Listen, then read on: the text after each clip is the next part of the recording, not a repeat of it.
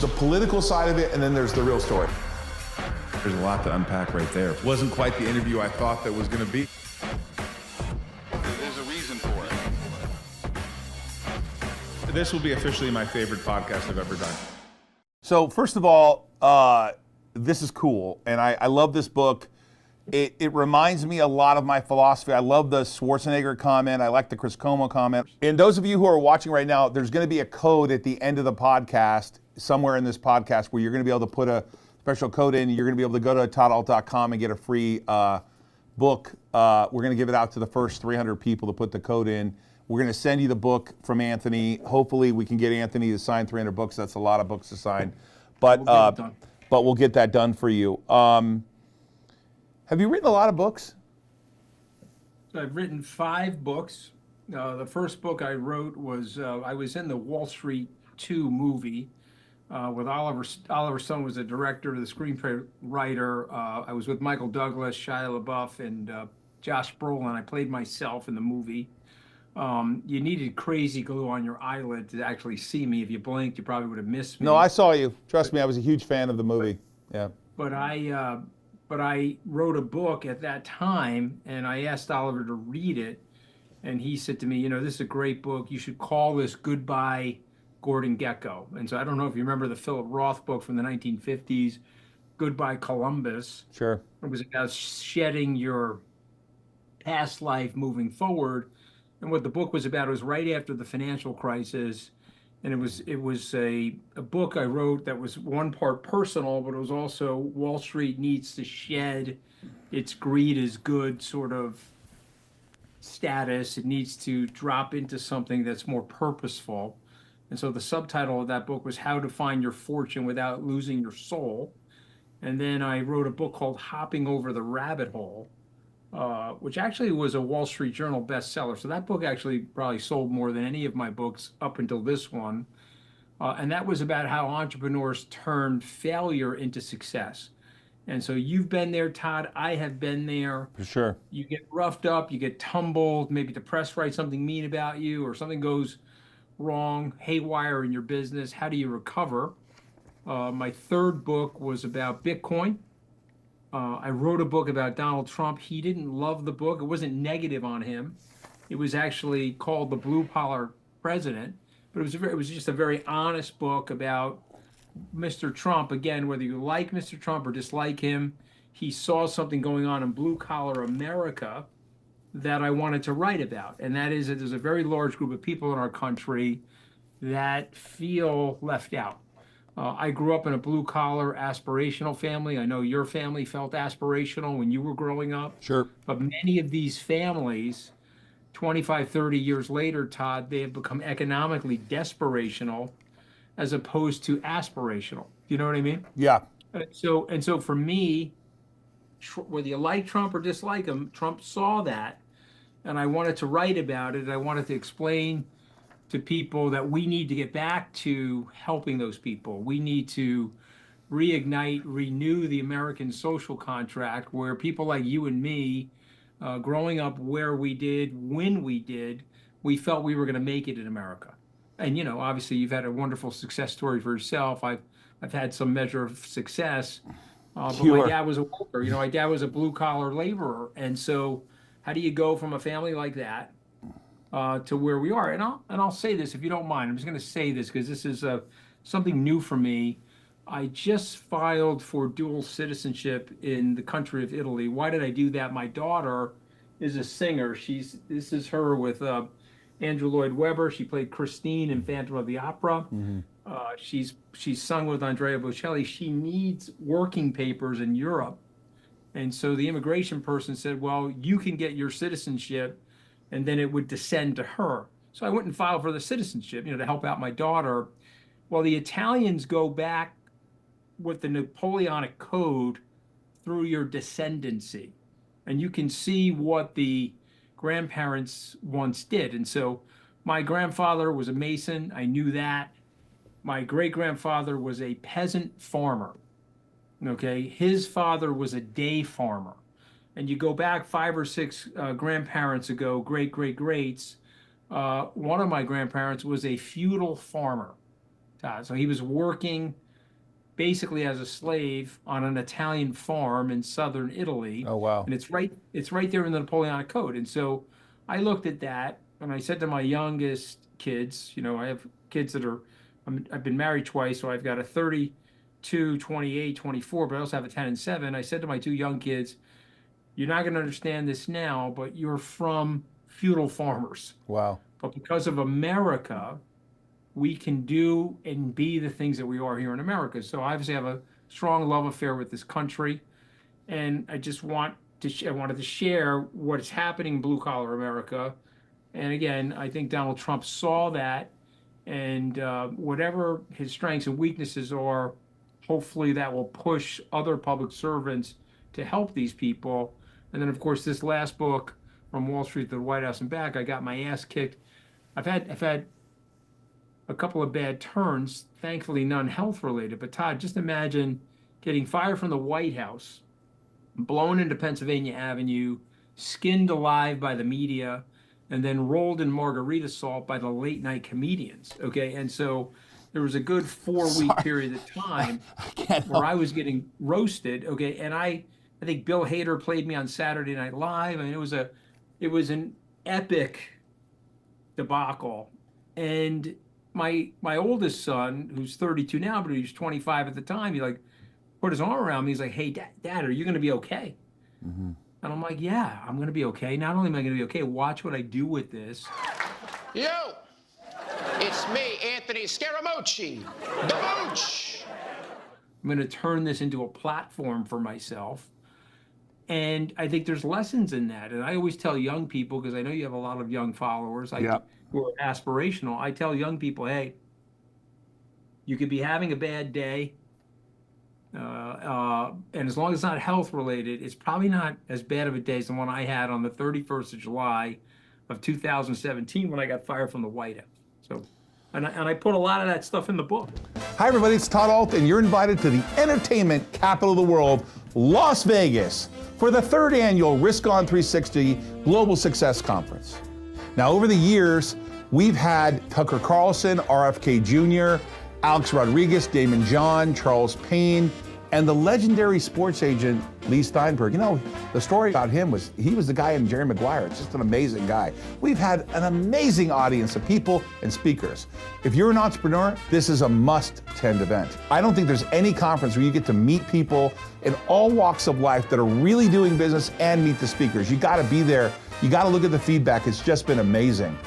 Join me during the exciting F1 weekend. It's November 24th, 25th, and 26th at the Rio Hotel and Casino in Las Vegas. The thing's been redone. It's a Las Vegas, man, and it's a brand new casino. They've redone the whole thing. To secure your seats, go to riskonthreesixty.com. That's riskonthreesixty.com.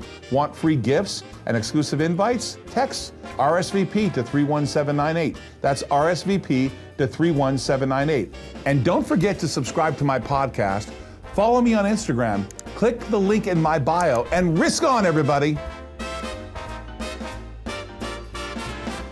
I know that you gave somewhere, and I don't know the exact number, this is my numbers, but that you contributed about $1 million to Trump, and then a lot of other gathering of capital because obviously you're a center of influence, so you helped the campaign. You went to work with him. You were an advocate. I know you were a long-standing Republican. And your wife and you had a little turmoil there. I know Deirdre, she's wonderful. Well, no, Deirdre filed for, wait a minute. Yeah. You're being so nice. I know I am. Okay, Deirdre is Italian.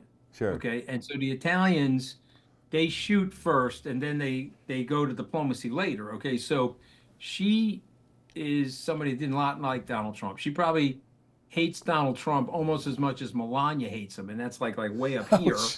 And so she was like, hey, I don't want you to go work for him. Yeah. And she's like, blah, blah, blah. And I wanted to go work for him. One, I was a lifelong Republican. And two, I put my ego into it, Todd. I put my ego and I put my pride into it, right? Here I am, blue-collar kid from Long Island, a couple successful businesses, Tufts Harvard Law School. I'm going to now go work in the White House for the American president. And so our personalities weren't matched right for that. The chemistry was off between me and him. He needs people a little bit more sycophantic than somebody like me. but that was fine. I went to work for him. We weren't gelling properly.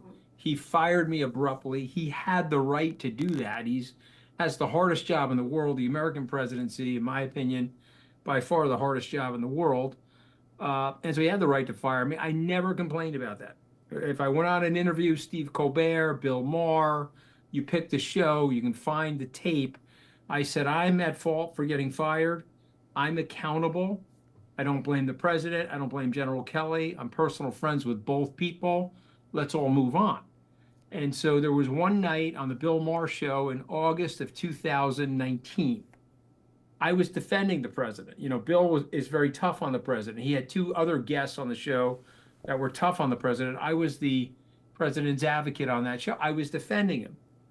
There was a question that was asked of me on the show where the woman said, well, how do you feel about when he says to the squad, go back to the countries that you originally came from? How do you feel about that? Well, first of all, 3 of those women were born in the U.S. One is a naturalized citizen from Africa. I said, I'm not in love with him saying that. I said, my Italian-American grandmother was told by American nativists in the 1920s to go back to the country she originally came from, and it hurt her feelings. It really broke her heart. So I wish the president wouldn't talk like that. Okay, but there I was defending him on judges. I was defending him on commercial, the border, all kinds of stuff. Well, that night, and Stormy Daniels was on the show with us, by the way. And that night, Bill Maher said to me, you know, Trump watches my show. He's going to attack you tomorrow on Twitter. And so I said, there's no way he's going to attack me on Twitter. I've just spent the whole hour defending him. Nah, you were 7 for 8 for Donald Trump. You got to go 13 for 10 for Donald Trump. And you were only 7 for 8. He's going to attack you tomorrow. So I bet dinner, Bill Maher, and I lost the bet. By 3 o'clock in the afternoon the next day, Trump is lighting me up on Twitter. Now, Todd, we know each other well. You know, I grew up in a rough and tumble neighborhood. If you're going to light me up, I'm not going to sit there and take it. So I lit him up. I think I said that he was the fattest president since William Howard Taft, just to break his balls. And then he hit back at me. And then I said, well, you know, you got a slow fastball now. You like must be getting older. You're not even trolling properly. And that really got him upset. And then he started attacking my wife. Now, let's tell our viewers and listeners, my wife filed for divorce on me. Okay, we were fighting over a couple of different issues. She really didn't want me to go work at the White House. And so she filed for divorce. Heartbreaking stuff because we do love each other, okay, and we were fighting, okay, and I must have said something to Trump that was regrettable, and he brings it up on Twitter. He says that I told him in the Oval Office that my wife was crazy, and he's attacking my wife on Twitter. And I gotta tell you, that's very, very personal, number one. Number two, you're a guy, No, okay? it's off limits. I'm not trying to be sexist, but you're breaking the bro code. If you told me something personal about your family, and let's say you and I were going to go to war the next day, like the Hatfields and the McCoys, I would never. That's like a violation of the Geneva Convention. Okay? It is. I would never bring up your family or bring a civilian into the mix. And he's blasting my wife on the presidential Twitter feed. So I told Ivanka Trump, and then I hit him. I hit him really hard. I said, hey, everybody's got a nickname. I said, yours is Tiny. And I took a picture of me and Stormy Daniels, and I hit him really hard because I know, you know, he has to over-masculate himself because of the little peepee that he has and everything. And so then he flipped out, and then I told, you know, Ivanka, I'm done with the guy. She apologized, and she obviously said, hey, I'm sorry that my wife did that to Deirdre. I know Deirdre. I mean, my husband did, I mean, my father did that to Deirdre. I said, no problem. I said, but I'm done with the guy. Okay, and you're not allowed to do that to a guy like me, and I will work tirelessly against him as long as he's in the political arena. And so he was beaten in 2020.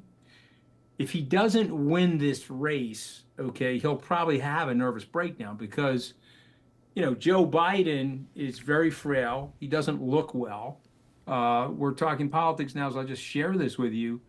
I think he's coming out of the race. I think that by the time your podcast is produced, I don't know when you're going to go live with this or it goes on the air, I think Biden will be out of the race because, number one, he's not doing well physically. Number two, he's missing steps in terms of his sentence structure, the clarity of his thinking. And I watched my dad, unfortunately, he died at age 88 last year. I watched him in his 80s in decline. Perhaps this happened in your family, but most My Americans. father's in an Alzheimer's clinic right now. He doesn't know who I am. Yeah. So Todd, and that's heartbreaking. And It I is. say this as a human being. I don't say this as a political pundit, as an entrepreneur, a former White House official. I say this as a human being. When I look at Joe Biden, I'm like, okay, fellas, he should not be running for president. Okay. And he knows it. You guys know it. And what you're trying to do is you're trying to tell the American people, don't believe your lying eyes. Okay, he's fit as a fiddle and he's sharp as a tack and he's this and he's that. Don't believe your lying eyes. But you know what? You can't do that to the American people. When FDR was dying, they ran him for president. But the medium at that time was radio. Okay, he had a beautiful voice, and the media sheltered the illnesses that FDR had. It was a totally different era in America. Yeah. 80 years ago. Yeah. In the age of the cell phone, the multiple podcasts, the multiple media studios all over the world, the White House is no longer a fishbowl. It's a national aquarium. Sure. And so you're not going to hide Joe Biden's deficits that are potentially age related or could be worse than that. So I think he's coming out of the race. And Mr. Trump will be fighting, President Trump will be fighting a different opponent. Mm-hmm. But for me, it is a very personal thing. You don't attack my family like Well, that. and I It's apologize. not an acceptable thing. And I apologize, Anthony, because I got to be honest with you. Like a couple times on your Twitter account, I was like going to respond back and say, Anthony, what are you doing, buddy? Like, come on. But I didn't understand it. So, and I hope that this clarifies it for everyone. Because I follow you on Twitter. We are very much aligned Sure. in terms of our thinking, very much aligned politically. Right. I'm friends with Patrick Ben-David. Sure. I admire people like Dana White. I admire people like Joe Rogan. I follow those people. I know some of them. I socialize with some of them. And I'm in that camp. And so I can tell you what Elon Musk says about the woke virus. I think he's 100% right. I can tell you what I dislike about the left, but I am telling you that Donald Trump is not the right messenger for whatever the movement is. If it's a culture war movement, I don't believe he's the right messenger. And if it's a movement related to aspirational success, the rebuilding and the renewal of America, I just don't think he's the right messenger for us. There are so many talented right of center thinkers. Okay. And the other thing is they're radicalizing him. And again, you go read some of the stuff. They want to get rid of. There are 14. I don't know where you are on the abortion. I'm a Roman Catholic, so I'm pro-life, but I'm also a First Amendment libertarian. I can't impose my religious views on you. That's my choice. Okay. Yeah. You've got 14 states now where you can't get an abortion. And we know that 1 out of every 4 women in the country have had to deal with abortion-related issues. It's either themselves, their children, their friends. So I don't know. I think it's a nightmare. I don't want to take the country in that direction. It is a nightmare, and the issue that I have around it is that fundamentally, I want to protect women because I think that we still have this enormous amount. People are worried about slavery, about what happened here in this country. They don't understand what slavery is in other parts of the world, and but I like you want to be able to practice my own beliefs. I have a very traditional marriage, you could almost call it kind of 1950 marriage, right, where people are blown away by the relationship I have with my wife. It's different than other people, but we want sort of the right to choose what we do. And I think taking that right away from a woman and sort of forcing her to do something that she may not be able to afford or doesn't have the support for is incredibly detrimental. And we put so much pressure on women already. It's really I don't know how this is going to play out. I'm kind of with you. It's very messy. There's so much I'm glad you're saying that, because here, I'm just to add something to it, if you don't mind. Okay, because I believe that if we want to renew the country, we want to restore the country in so many different ways, and the country's up for another Reagan-like renewal, we got to get in sync with the beautiful, colorful mosaic of the country. The demography of this country is very different, Todd, than the demography of the country when you and I grew up in the country Sure. in the 1960s and 70s. And so we have to, as entrepreneurs, let's say we get a great political entrepreneur.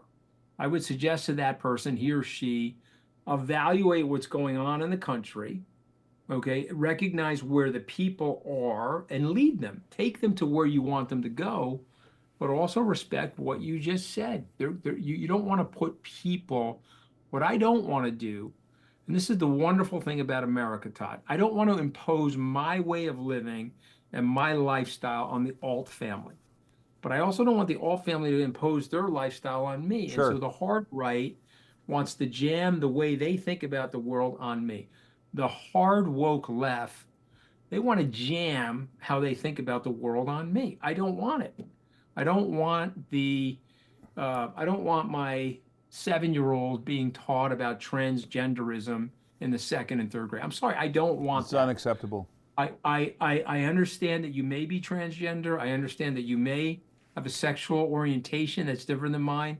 I totally respect that. I want you to live a healthy, happy life. It's a very short life here. Sure. And I want you to be happy. But I don't want an imposition of that on my kid. Now, if my kid turns out to be transgender, I will help him in every way, shape, or possible to live the happiest life he can live. But that's not up for you to impose that on me.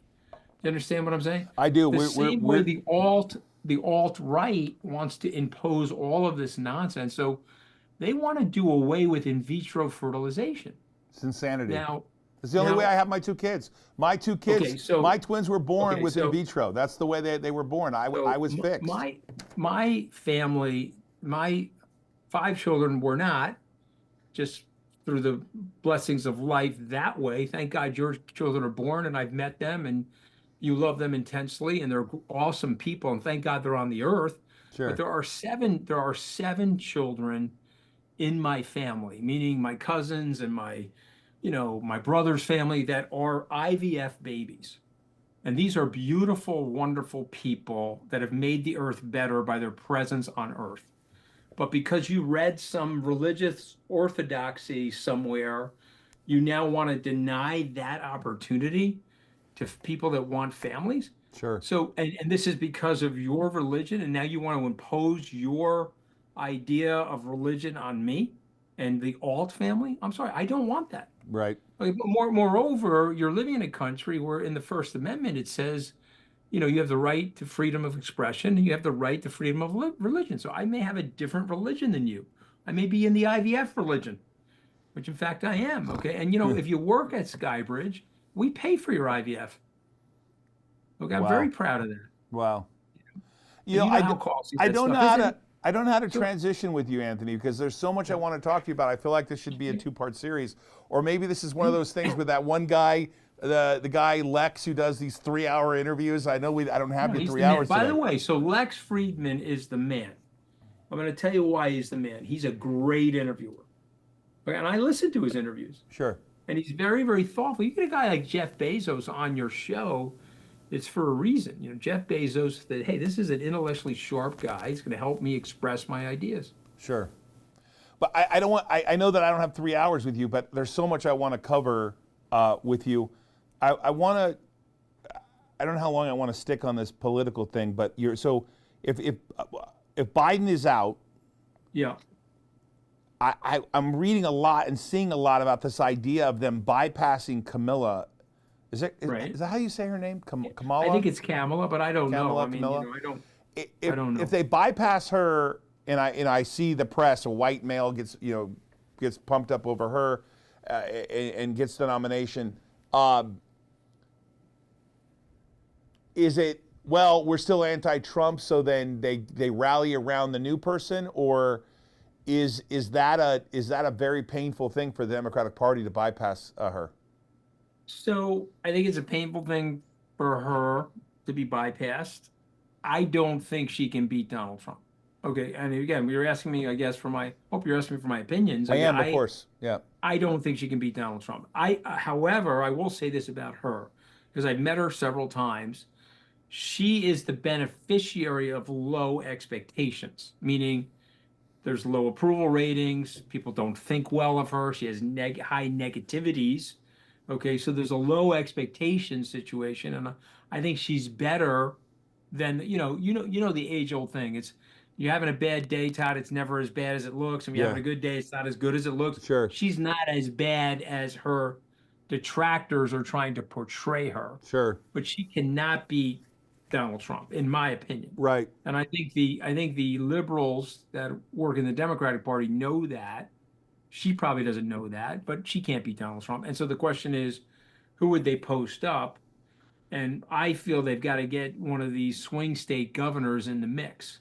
Whether it's Shapiro in Pennsylvania or Whitmer in Michigan, they've got to get because they got to win one of those swing states. Otherwise, Trump is going to win the election. So why Biden is coming out of the race, though, is, you would say it's his frailty and this other stuff, but the real reason is they're going to get demolished down ballot. If they leave Biden in the race, you have 75% of the American people, when polled, have said he is too old to run, and a result of which the way his cognitive balance is today, it's not presidential. Sure. And so you keep him in the race, the American people are going to punish you with a landslide defeat. And I think the Democrats have already accepted that this is now Donald Trump's race to lose. And it's politics, Todd. So anything can happen, and there's Sure. 4 months to Oh my go. God, I know it's So crazy. anything can happen. But if you said to me, is this Donald Trump's race to lose or win? He's winning this race. He could, self-destruct or do something damaging himself and lose it. But it's his race right now. And then the question is, where do you want to go with this as it relates to these down ballot? And I'm telling you right now, they don't want to blow themselves up on the down ballot. And that's why I think Biden's going to come out of the race. And so to me, I feel like Trump's going to win the race, probably take the Senate, and the House will probably flip over to the Democrats. That's what it feels like to me. And again, I don't know anything more than you do, but unless they field a candidate that can take on Donald Trump. And I think it's going to be very hard because whoever that candidate is won't have Donald Trump's name recognition. And one thing about this, it's like I can't run a marathon right now. I have to go through the training process to run the marathon. Right. And I don't know anybody that you could just wind up right now and drop them into a presidential campaign. Even if they're very experienced, even if they're experienced governor, it's one of the hardest things that you could possibly do. If they choose Gavin, the problem I would see for Gavin is really the horrific things that are happening in California are going to be heavily used against him. I cannot imagine that they're not going to. I was just in California. I'm a native California. I was born in Ohio, but I moved to California when I was 4. I lived there for 46 years, and I moved to Las Vegas specifically to get out of the political situation there. Yeah, and you have many Las Vegas transplants because of that. And by the way, that could be the reason why he's not picked. Okay, Right. he's got features to him that would disturb Trump. Trump doesn't like Justin Trudeau. Okay, it's a funny line, but when Ivanka Trump said that Justin Trudeau was good looking, it really took Trump aback. He's superficial in that way. Okay, and so Gavin's 25 years younger than him. He's as tall as him. Sure. And you may not like his policies. I don't like his policies. I actually I like Gavin. My wife knows him. She grew up in Northern Cal. I actually used to like him. I'm not in love. I'm not in love with no solution for the homeless. I'm not in love with ridiculous taxation to the point where the all family moves to Nevada. I'm not in love with the quality of life issues that he has. Sure. Okay. And I don't know him personally, but he is articulate.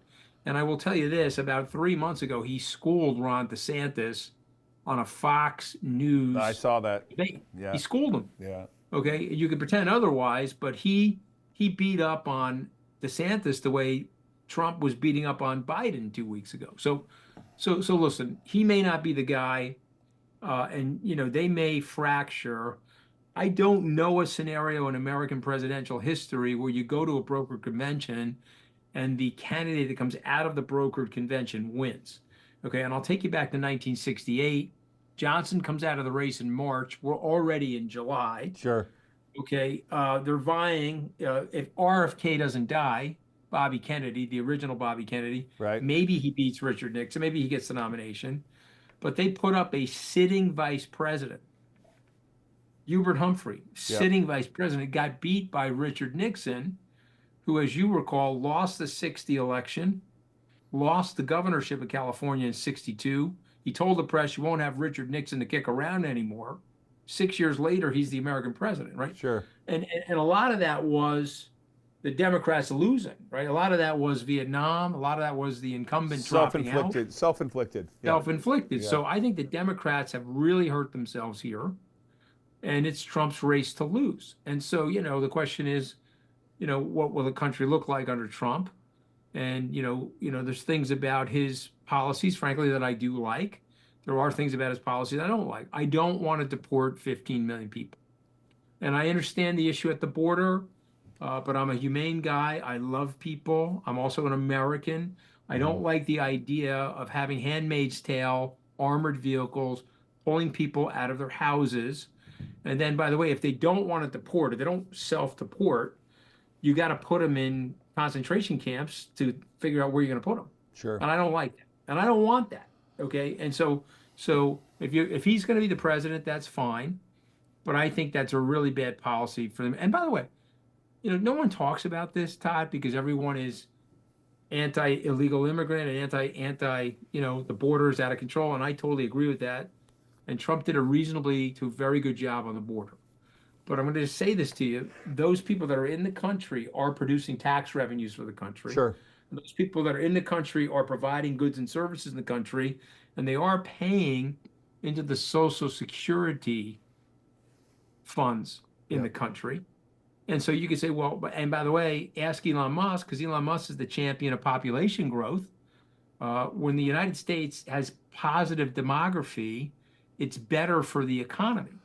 Now you can say, well, they've come in illegally and they should not be allowed to be here. Okay, I agree with you. Let's get a bipartisan bill together, and let's come up with the right laws and enforce them at the border.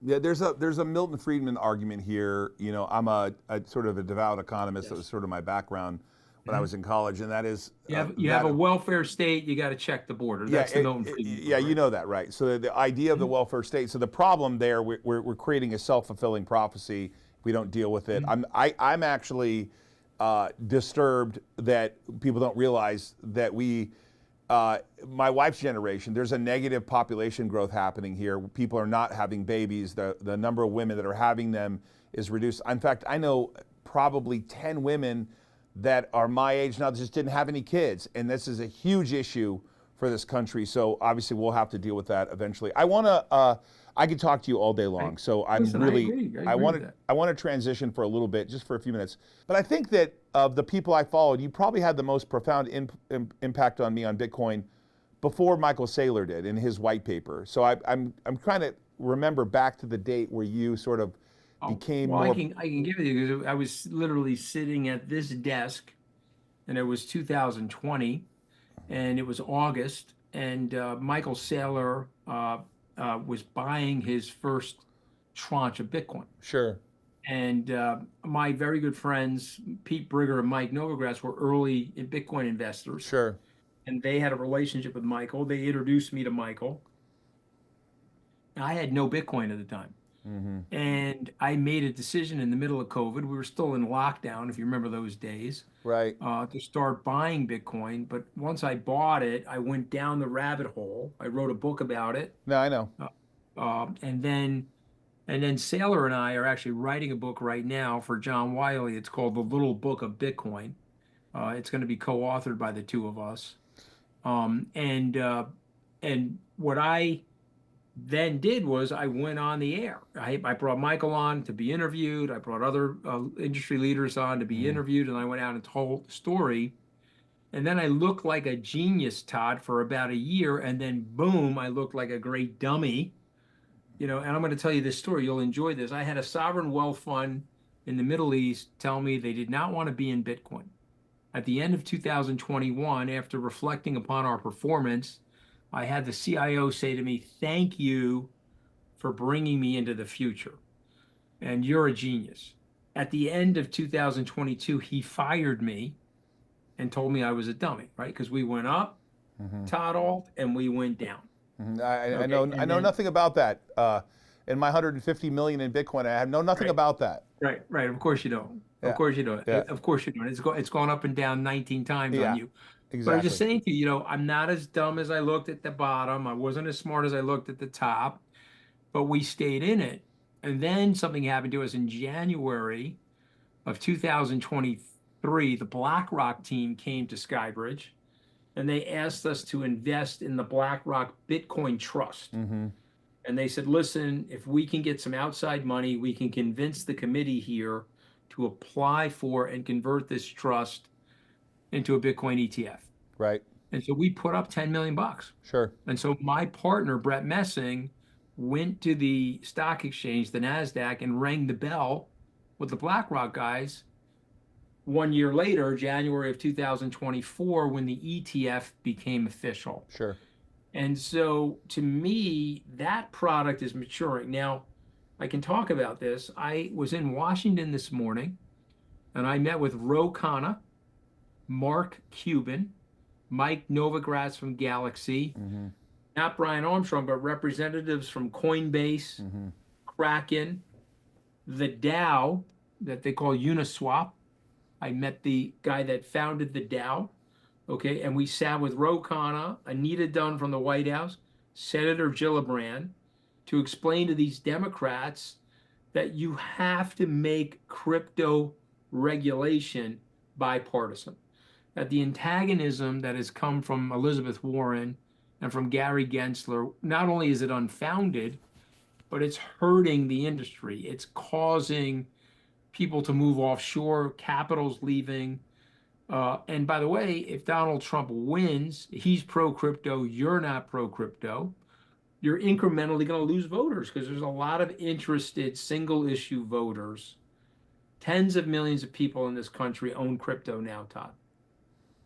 You and I were on one of my broadcasts, which I was so grateful you did for charity. I know you give a lot to charity, and I thank you for doing that, at our hotel in New York. And it was right when the Sam Bankman-Fried thing was happening. Like, it was just like the most incredible timing. I was just mesmerized by it.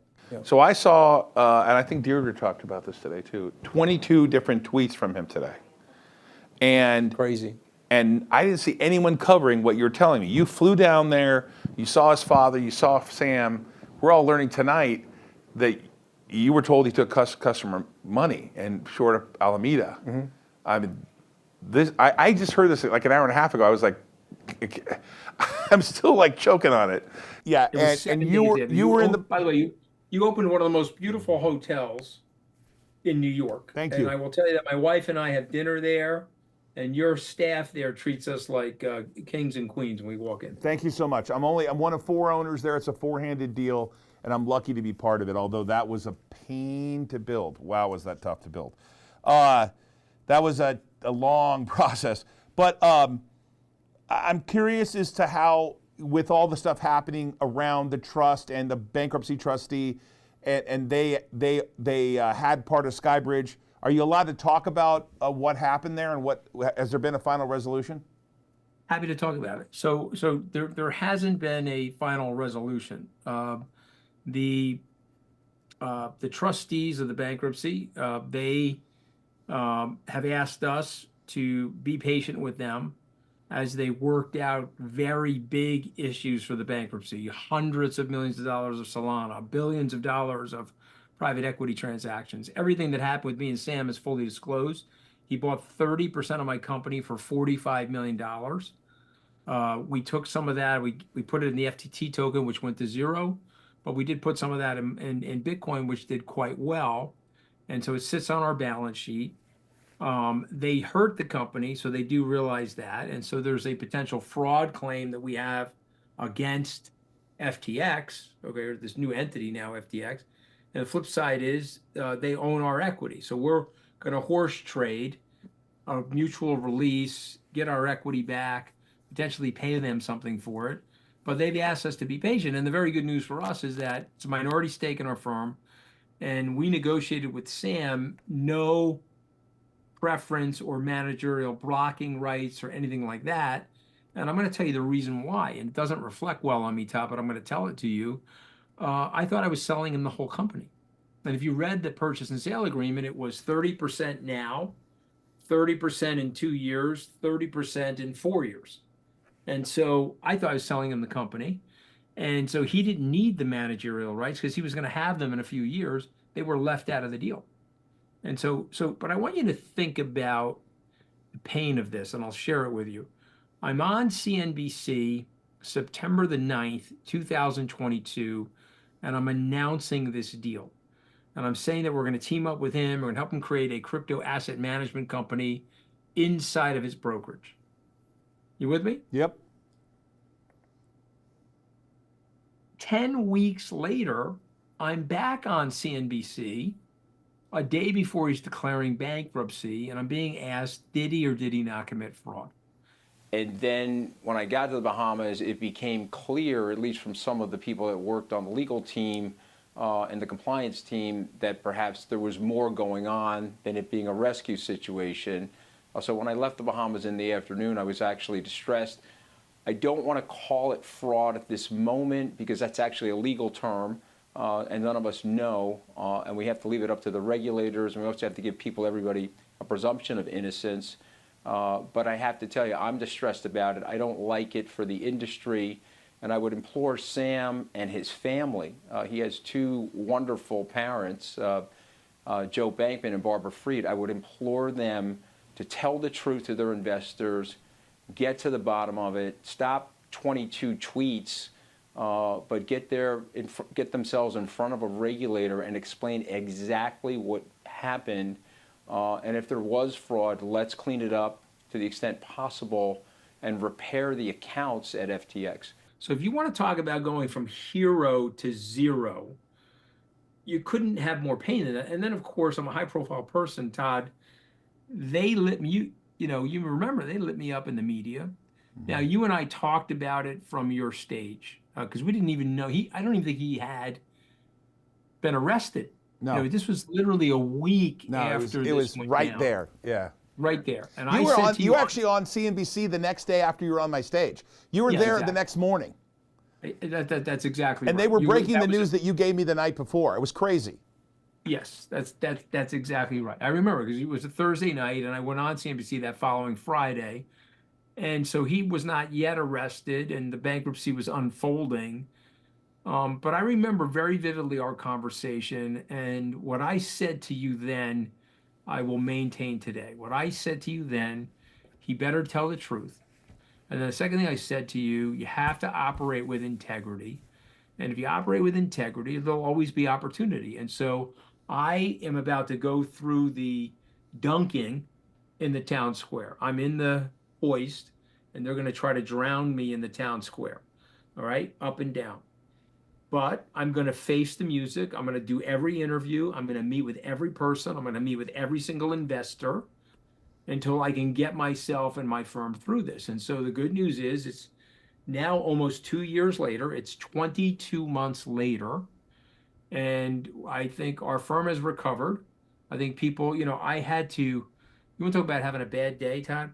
How about going down to the Department of Justice, the 2nd District, downtown Manhattan. You walk into the room by yourself with your lawyer.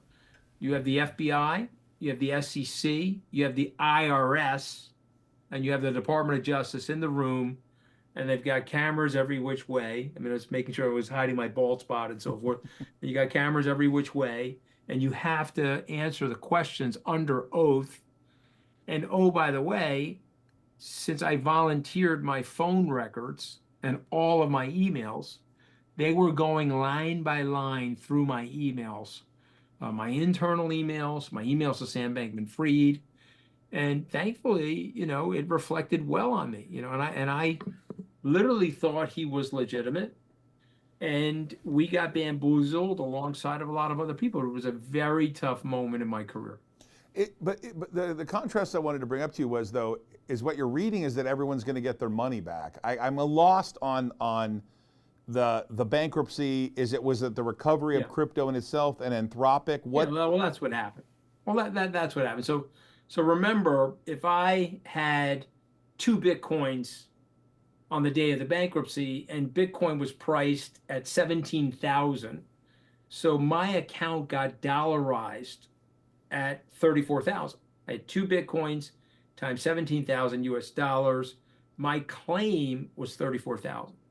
But wait a minute, I own 2 Bitcoin. Bitcoin went from that 17,000, let's call it 60 for the sake of argument. You're going to pay me 34,000, but I actually own 2 Bitcoin in that account, and I really deserve 120,000. You see what the Oh yeah. Okay, I appreciate the clarity because I was trying to think to myself. Okay, so that's why they were able to get. That's why they were able to get all the money back, because a lot of the Bitcoin that they held went up. A lot of the Solana that they held went up. This Anthropic AI deal that they were able to lay off went up. This Aptos that he bought from the former Facebook Libra guys went up. Okay, so, but it's not up to where the market prices are. It's enabling them to pay back the dollarized version of the loss. Yeah, it's not marked to the market. It's not marked to the market. At the low, exactly. Okay, so why is that important? Okay, it's important for a couple of reasons, and I think this is bullish, by the way. About $16 billion is going to get into the hands of former FTX account holders, cash, not Bitcoin, not securities. Mt. Gox, you're getting Bitcoin back. Right. And so there's a fear in the marketplace they're going to sell their Bitcoin.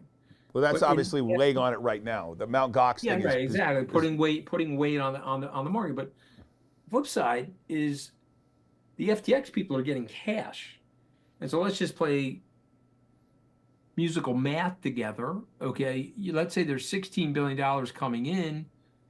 You tell me, is some of that going to re-enter the Bitcoin market or re-enter the Solana market? I believe it will, because these were early investors. I'm not saying all of it will. Maybe some of it will go into houses and cars and Chanel bags, but I do think some of that's coming back into the market. Right. So is your primary business now, I mean, you wrote this great book, which we're going to give out to everyone. Don't forget, you're going to get a special code at the end.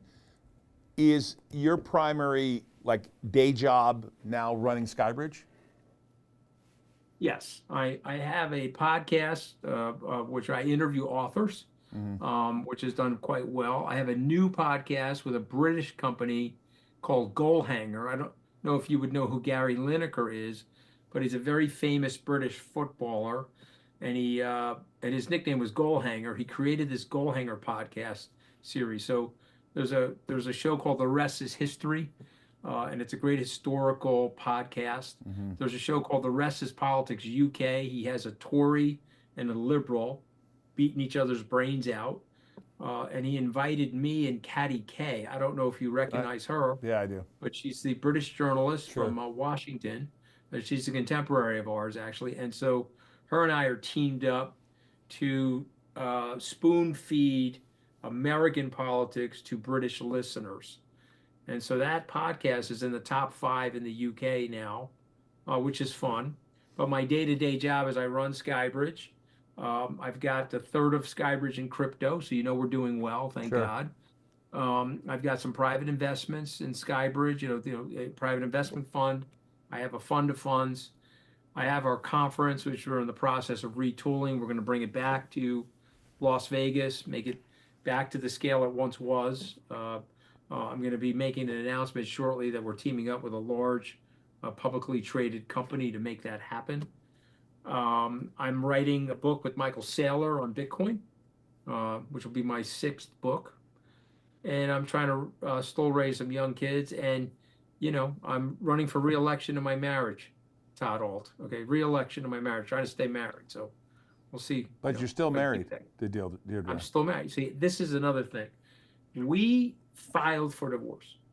I had to do the perp walk, and I had photographers from the New York Post, a tabloid, taking pictures of me walking into the family court. So it doesn't get much more brutal than that. No, it doesn't. Okay, but we loved each other, and I didn't want to get a divorce. And maybe she was super mad at me, but she still loved me. And so I went to her after the perp walk and after the stupidity of the family court situation. I said, look, I really don't want to get a divorce. If you want a divorce, it'll be fine, but I would like to figure out a way to make this work. And so we went through intensive marriage counseling. I got myself a life coach. It's 7 years later. Our kids are better off. You've met my wife. She's great. We're better off. Yep. And this is another lesson for your podcast listeners. We dispose of things very quickly. You know, we got a disposable razor, we got a green garbage bag, we have the plastic container that the quarter pounder comes in, or maybe it's a paper container now. But we dispose of things very quickly. And I would say something to your podcast listeners. I hope they'll listen to this. Try not to do that in your relationships. You know, you're probably pissed off at one of your family members right now. I don't know who. You might have a strain in your relationship with a sister, a brother, or a son or a daughter. I don't know who. But try to make the peace and try to make it work. You know what I mean? Yeah, I've been with my wife. We're better off. We're better off. I've been with my wife for 21 years. I reapply for my wedding. I reapply to be married or reelected every day. You know, I never go to bed. It's the right way to look at it. I never go to bed mad at her.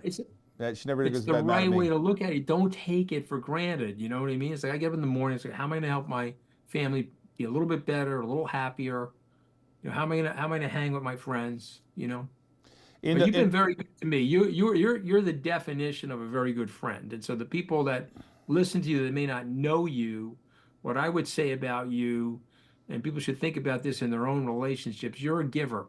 And you're somebody that is a very generous guy, and you think about the world very generously. You're not a zero-sum person. Sure. And I think that's a real reason why, knock on wood, you're doing so well. God bless you. And I hope I can be a part of your success going forward. You have. I will tell you, lesson 3 out of the 25 in your book, own your own mistakes. I find that like something that really resonates with me about you.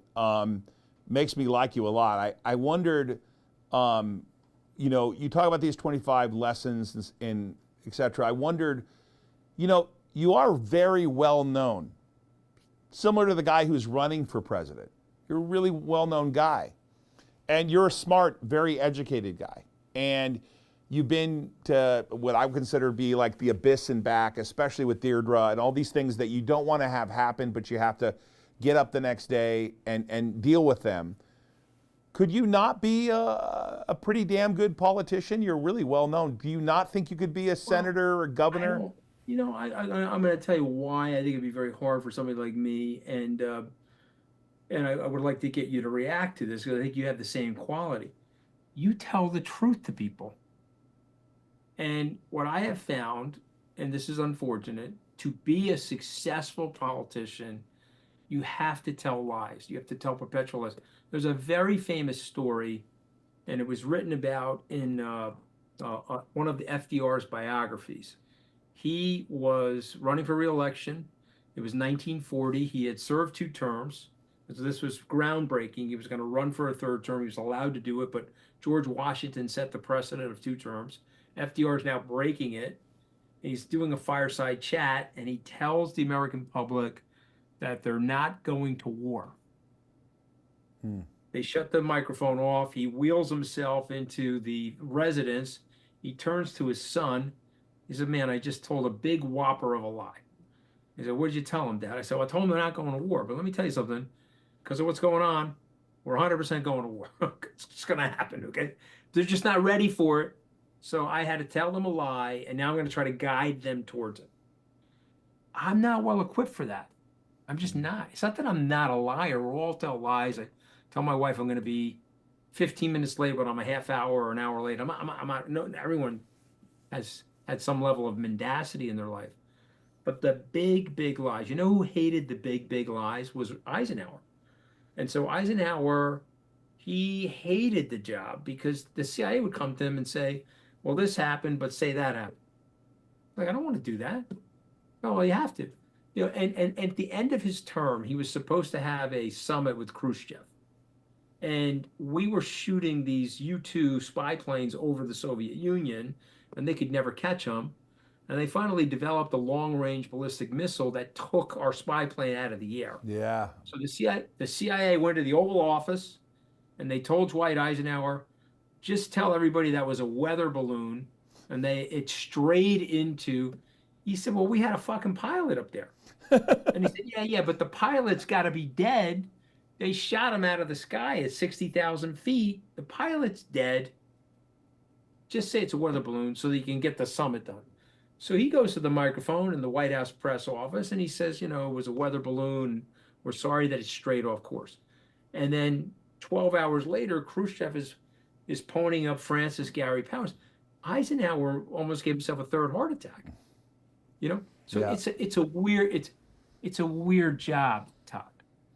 You talk lesson 16, keep your relationships. Obviously, in my book, Risk On, relationships, the R in relationships, the most important thing ever. And I know that you valued a lot of your relationships and you still have them.